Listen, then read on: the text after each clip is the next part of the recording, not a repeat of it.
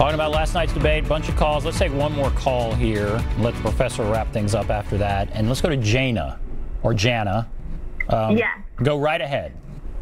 Well, I guess I'm going to be the only one that seems to defend President Trump. I think that I've been in politics for a long time and observed a lot of debate. I think that President Trump really didn't do himself a lot of favors coming out in terms of trying to win the middle road. But I think a lot of that was a response to the constant attacks that he faces from the media day in and day out. There's really, if you look at the questions that are asked during press conferences, at the questions that are asked of President Trump, they're very targeted and directed at him in a way that, is very biased.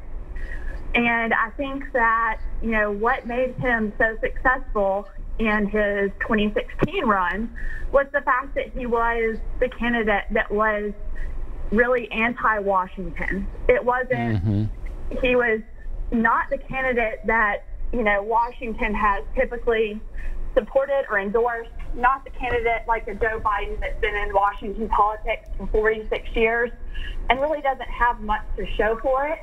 I think that Chris Wallace in his debate, there wasn't a lot of mention in foreign policy. And, some of the other callers have brought up, President Trump and how he would deal with foreign leaders, given how he acted last night. And I think that,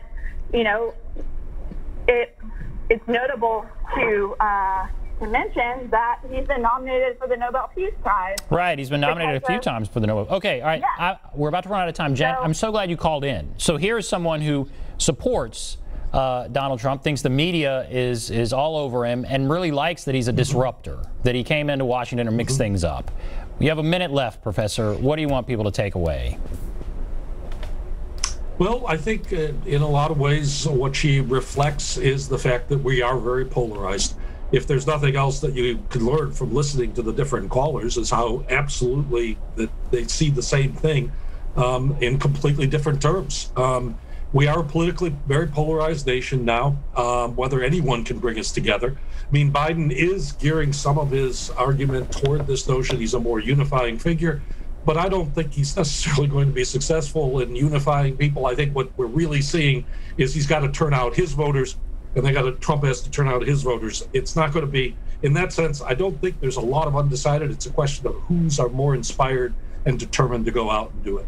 Dr. Schwartz, thank you for coming on, as always. Fascinating to hear from callers, and thank you very much for your perspective. We'll take a break.